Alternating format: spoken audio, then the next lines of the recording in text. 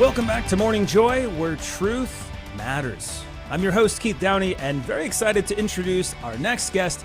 He's a musician, composer, has 7 albums, many songs are published by Oregon Catholic Press, 30 years of active ministry, and the featured musician on the upcoming Guadalupe Radio Network Share-a-thon, Trevor Thomson. Welcome to the show, Trevor. Hey, thanks, Keith. Good morning. How you doing? I'm blessed. Thank you so much for asking. I really appreciate that. It's early in the morning for us, I know, but you have such an incredible outreach and such an expansive amount of time in your ministry. And this whole morning has almost been kind of on the same theme about being a missionary or going out to spread our faith with kind of that Great Commission. Can you maybe share us a bit about your testimony and how it's influenced your music? Absolutely. By the way, I know half of the country, I think, is celebrating the Ascension today, Ascension Thursday. Mm-hmm. So happy Ascension, everybody out there. And Keith, before I say that, can I just say it's so early that the sun hasn't even risen where I'm at yet. I hear that. It's still dark.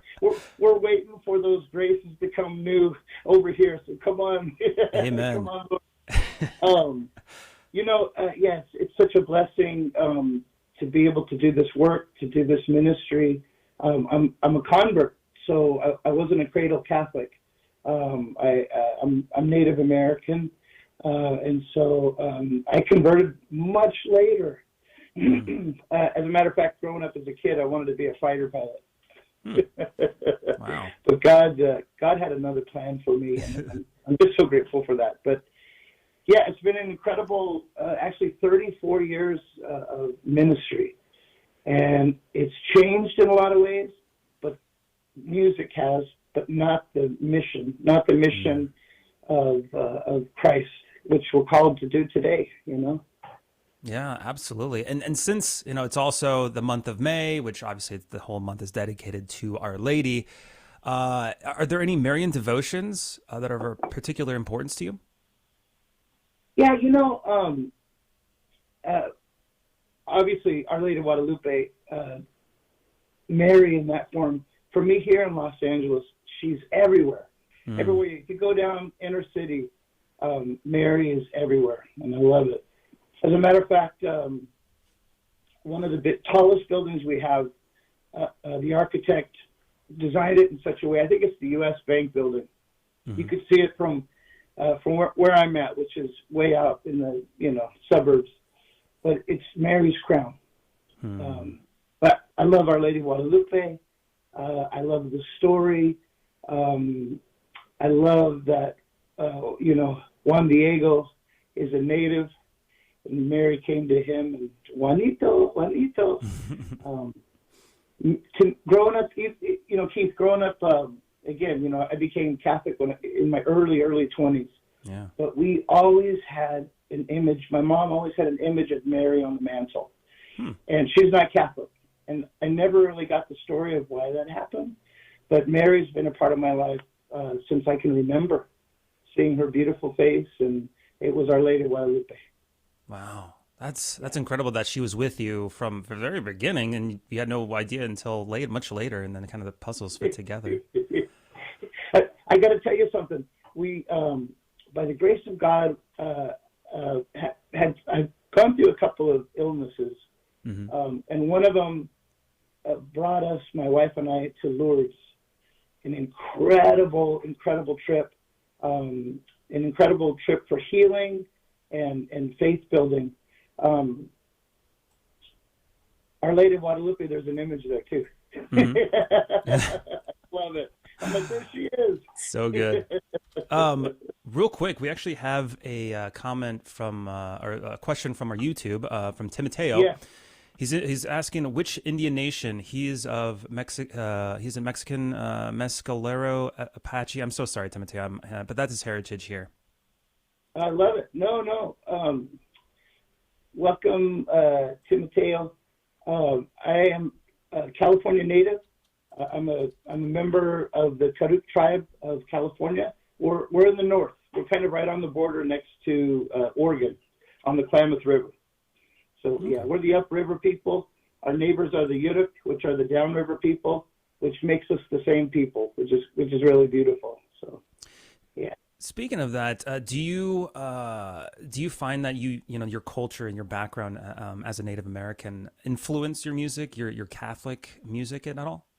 Yeah, absolutely. I think there's, like, when you listen to my music, some of it, a lot of people find kind of a Celtic sound in there, which there is that, that's part of me as well.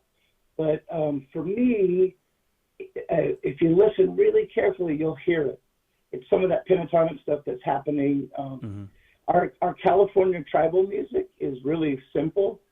Like it's like, if you think of it like a chorus, it's almost like a Taizé piece of music. You know what I mean? Yeah. This kind of repetitive chant in a sense. So that influenced me definitely in my writing, and I think sometimes in my imagery of God, I'm really connected to the earth and to the beauty of the earth, and that we're connected to the earth. You know what I mean? We're not separate from it. So yeah, definitely. Yeah, and just kind of reminds me, your song "Christ in Me Arise." It's actually one of my favorite songs of yours. It's so good. It's very epic. I would say it's got that epic feeling of I feel like I'm riding on a horse into the sunset. It's so beautiful. Do you have a favorite piece that you've written, and what makes it special to you? I have to go with that one too. "Christ in Me Arise." I think obviously people may not know the story of it, but it was actually my death song. It was a song, I was going through a real issue. My heart was increasing. And unlike the Grinch story, when your heart grows, it's not a good thing. So my heart was increasing. And again, like scripturally, maybe I took it too literally. But I was looking at either a defibrillator in my heart or a heart transplant. And I remember being really fearful of that and thinking that at any moment, I could die from this, my heart could stop. And it was out of that experience, Keith, that the song "Christ in Me Arise" was born. Wow. And I don't know, I know we don't have a whole lot of time to share, but I just got to tell you, the reality of that story for me was this, is that in prayer, by the grace of God, my heart that I have in me today is a different heart physically than the one I was born with. God literally changed my heart. Wow. And as a matter of fact, I had a cardiologist, and there was a really long process that happened. But I remember she called me one time, kind of one of the final calls that I got from her, and she was like, "Mr. Thompson, we can't explain this, but the heart that you presented to us is a different heart than we're now looking at today." And she's like, "And it looks really good." So she said, "Whatever happened, just keep doing it." And it was in that moment where I'm like, let me tell you what happened. God did something incredible. And I remember she was like, "Oh, okay." She's a total scientist. She's like, "Oh, okay. Yeah. Go have a follow-up with your doctor." Well, you certainly will have to share more about that on our after show clubhouse. That's very interesting. Yeah. We'll talk more on that. But I guess real quick, are there any last messages? Well, actually, before we get to that, do you have any advice for any young aspiring musicians who want to use their talents to serve the church? I love it. Absolutely. I think it's needed today. I think that coming from a place of love is so important as a minister, no matter what the ministry is. But I think today especially, we need young artists who are sharing the beauty, the gift of God with their hearts. It can't be about making money. Yeah. It can't be.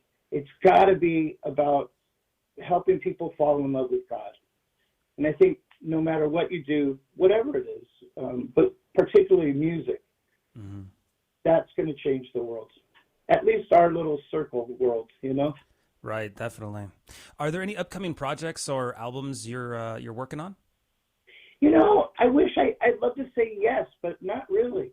I'm doing a lot of writing, but yeah, I think after COVID, things things seem to change so much that I'm really, really focused with my family right now.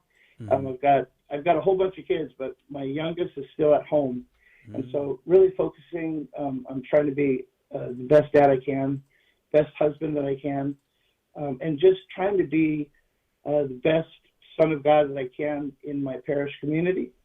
I'm still going out and doing things. I'm going to be in McHenry, Illinois in November. But so long story short, no and yes.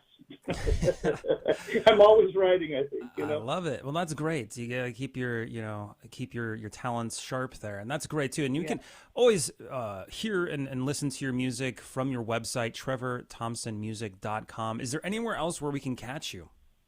Yeah, absolutely. I think Oregon Catholic Press, ocp.org, has a lot of music that you can listen to. YouTube, I know everybody's YouTubing, and Spotify. I think you can still find a bunch of stuff there. So yeah, absolutely. Very good. I would say, Keith, for people listening to music, because it's who we are, listen to silence. Turn the music off sometimes. I think that may be the worst business decision I could be saying right now. But there's times where we have to just have silence so that we can hear that whisper of God. But anyway, I hope that answered that question about where to hear it. Oh, absolutely. No, that is great. And I think everyone can agree, I could probably use a little bit of silence in my day today. So thank you for that tip of advice. I mean, you're also a featured musician on Guadalupe Radio Network's Share-a-thon, so we're looking forward to hearing more about that soon. But that wraps up Morning Joy, where truth matters for today. So hang tight there, Trevor. We're going to be bringing you on over to the after show clubhouse. We'll touch on that in a second, but don't forget, I always bring the two things up.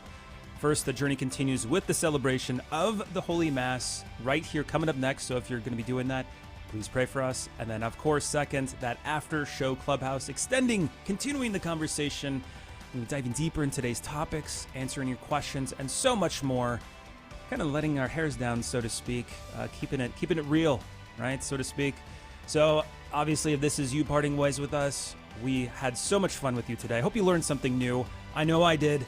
But God bless, and hey, make it a joyful day.